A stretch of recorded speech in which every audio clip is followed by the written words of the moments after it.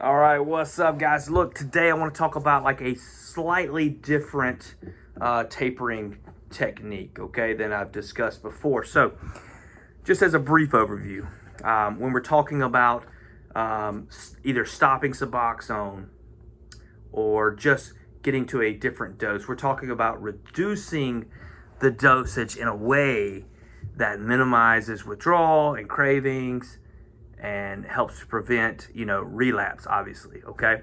And there's different methods for different people because we're not only dealing with those withdrawal symptoms. We're also dealing with anxiety. We're dealing with life stressors. We're dealing with triggers. And so there are different methods for different people. And that's why I always say these videos are just for information so that you can think about and then discuss with your doctor and figure out what's the best method for you. It's not a one size fits all, as most of you know, right? Because if it was easy, you wouldn't be watching this video, okay? But I was discussing with a patient, and this patient's on a bit of a higher dose, okay? Taking about not quite 2 a day, but started off at 2 a day. So 16 milligrams per day of buprenorphine, which is typically either 2 tablets a day or 2 strips a day. And they were kind of just every month getting one cut back. It's not my favorite method. And I've talked about that before. I don't prefer that method, but sometimes we'll use that. So I'll take if you're on 16 milligrams a day, we'll take 1 day out of the week.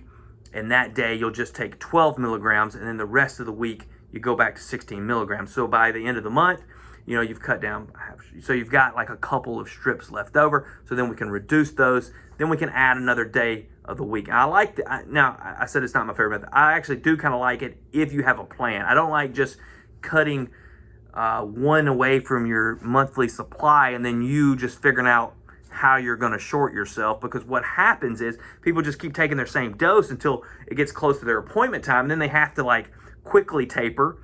They feel horrible at their visit, and they're like, well, I made it, and then they don't know if they need to cut back more, if they don't need to cut back more, and then they get their prescription and they just they're chasing their tail. They're feeling bad, so they take more, and it's just a vicious cycle. I like a plan, in other words. Now, that plan might include cutting back 1 or 2 tablets a month, but within the parameters of the complete dose reduction plan, okay? But anyway, so this patient had been doing that, and they were, but not quite following a specific pattern of when they would take a lower amount. And so they were, I can't remember exactly what they'd gotten down to with their prescription, but they still wanted a nudge to continue to taper. So what we decided was they were going to get 55 for the month, right? Which is if you were taking 16 milligrams a day, you would have a prescription for 60 of the Suboxone, but they'd kind of gotten down, right, but didn't have a plan. So we were going to cut it. So we were going to go to 55, but what they were actually going to do is take the 10 away from themselves and put in a separate place, so that they were left with 45, and 45 would be 12 milligrams a day. Okay, so that's 1.5 tablets a day, or 1.5 strips a day of buprenorphine. Okay, so but they still got those 10 left over, so they can take that 12 milligrams every day. And then when they felt like they needed the extra half or extra quarter of a strip or tablet, they could go and take it from that 10.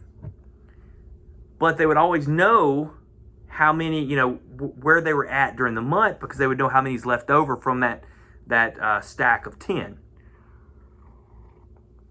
And then when they come back in the next month, they can tell me, okay, I used this amount of these or whatever, and then we can reduce it by that. And so if we reduce it by 5 next month, they take 5, from 10 to 5. So now their extra stack has just 5. Okay? So now this method works for some people. It's for people who want to be pushed to reduce, but it helps their anxiety to know that they've got medicine available. Okay. And obviously it also the patient has to be able to be trusted with extra meds, and they don't have to be, you know, micromanaged. They can take those aside. They can do exactly how they're supposed to. But this is just a system that I use in some people, in certain situations, and it seems to work well. And it dawned on me the other day when I was having this conversation with this patient that I've never made a video talking about this system. And so I would be curious if anybody has tried this, what your thoughts are on the pros and the cons of this method. All right, just let me know, guys. All right, hope this was helpful. Peace.